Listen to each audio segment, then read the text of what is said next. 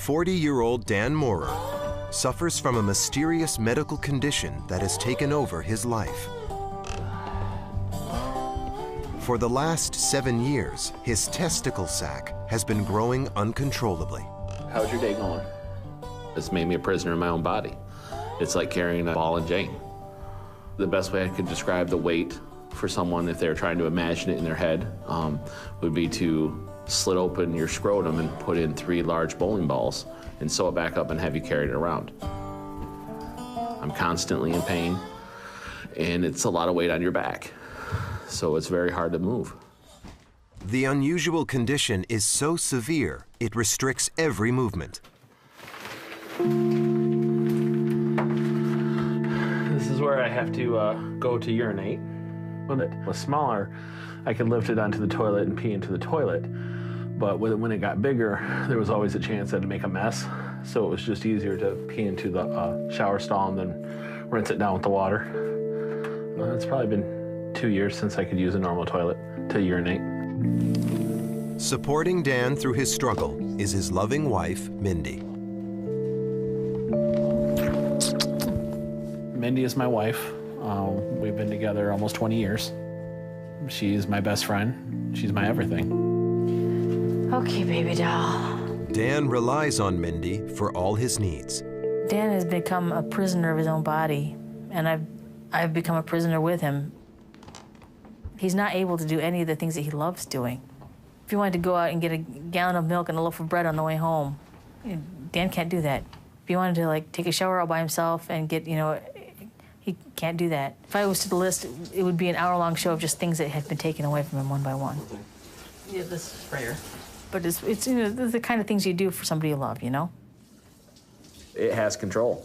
It tells me where I can go. It tells me how long I can stay somewhere. It tells me where I can go to the bathroom. It basically has control over my life. In a desperate attempt to slow down the scrotum's growth, Mindy and Dan wrap the mass in compression bandages. We use the bandages to try to stop it from growing further, but we also use the bandages to try to, break it up a little bit so it might get smaller. We're only slowing it down, we're not stopping it. It's like trying to stop a sea with a sand bucket. It's not happening.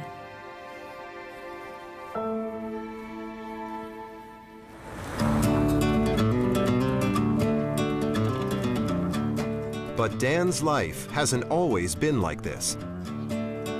Look at that one. His parents remember a time when he was just like any other son. This is Danny with a tie and a sweater looking First grade. either kindergarten or first grade. I want to say kindergarten. And this was Christmas time in '87. As Dan was growing up as a young man, he had many friends. He was involved in sports at school. He just was always doing something, always moving. It's affected Dan a lot. When he was younger, he used to go camping, and they'd go to stay with their friends, at the campgrounds, and they all come and have picnics and stuff. And I really think that he's missing something by not, being able to do that sort of stuff. I had no idea that this would have ever happened to my son. If I could have traded places with him, I would have. Because a mother hates to see her children go through something like this. It wasn't until a year after Dan and Mindy married in 2005 that their ordeal began and their relationship started to change. We went out for a little romantic hotel getaway, and down in his scrotal area, it seemed puffy, more puffy than normal. But it was small enough, so we just kind of wrote it off as, him being heavy, and he said he thought he'd just lose some weight and it would just go away. But things didn't get better, and over the course of a year, Dan's scrotum grew to the size of a coconut. Basically, I just tried to wear longer shorts to help cover the fact that it was getting bigger and bigger, and probably went out less and less. Terrified, he visited his local physician in search of answers, but nobody could help. We went to our doctor. He was completely baffled. He'd never seen anything like it. He said, "You're fat, and there's really nothing we can do until you lose at least, 100, 150 pounds. So after exercising and it was growing larger, I realized at that point it really didn't matter how much weight I lost. It was growing faster than I could lose the weight.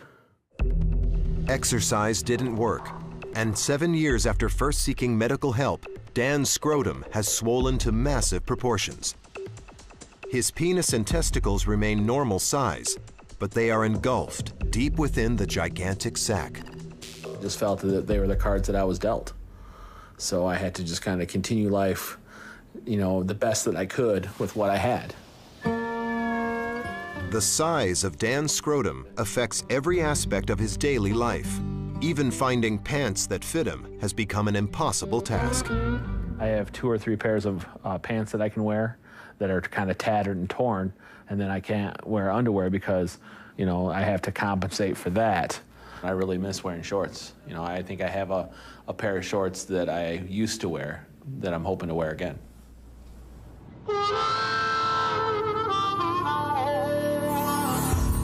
Walking just a short distance is painful for Dan, so the only exercise he gets is in the local pool. It's also one of the few things he can still do with Mindy. Going out and doing things was a huge part of our relationship. We'd camp, we'd go canoeing, go to another city, always on the go. These are all things that I can't do anymore. Sexual intimacy for the couple has also become a thing of the past. The last time that we had marital relations was on March 19th, 2006. I think it's an underlining strain that this has put on our relationship. It's one of those things where, you don't want to think about it, but it's definitely there. When you make a commitment, it's important to stick with it.